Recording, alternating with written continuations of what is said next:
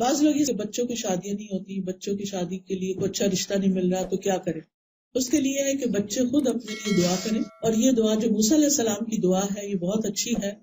رب انی لما انزلت الی من خیر فقیر. وہ پردیس میں گئے تھے، کوئی جان پہچان نہیں تھی، وہاں انہوں نے یہ دعا پڑھی تھی اور فوراً ہی شادی بھی ہو گئی، گھر بھی مل گیا، کام بھی، جاب بھی، ہر چیز. اس سلسلے میں یہ کہوں گی کہ میں نے اپنی تینوں بیٹیوں کی شادی جب کی، تینوں داماد اس وقت کام نہیں کرتے تھے. یعنی جب میں نے رشتہ کیا تو ابھی وہ پڑھ رہے تھے. پہلی بیٹی کا رشتہ کیا، بچہ پڑھ رہا تھا. جب رشتہ کرنے کے بعد جس دن نکاح تھا، یہ سارے لوگ مسجد جا رہے تھے، مسجد میں نکاح تھا، اور راستے میں اس کو کال آ گئی، راستے میں کال آ گئی کہ فلاں تاریخ سے تم اس جاب پہ آ جاؤ. اللہ سبحانہ و تعالیٰ رزق دینے والا نا. الحمدللہ نکاح ہوا، شادی ہوئی، چھوٹی سی جاب تھی، شروع کی، اور پھر اللہ سبحانہ و تعالیٰ نے آہستہ آہستہ برکت دی اور اللہ کا فضل ہوا.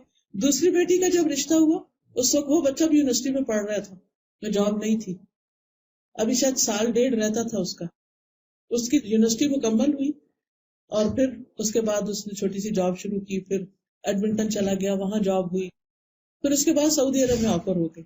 اور اللہ کا شکر ہے، لاکھ لاکھ جتنا بھی شکر ادا کرے کم ہے کہ اللہ نے بہت اچھی جاب دی ہے.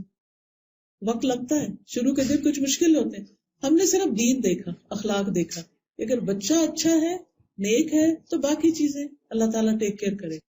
تیسری بیٹی کا جب رشتہ ہوا، اس وقت وہ بھی یونیورسٹی میں پڑھ رہا تھا، اور اس کے بعد پھر وہ بھی اس نے کام شروع کیا اور الحمدللہ گزارا ہو رہا ہے. رزق اللہ دیتا ہے.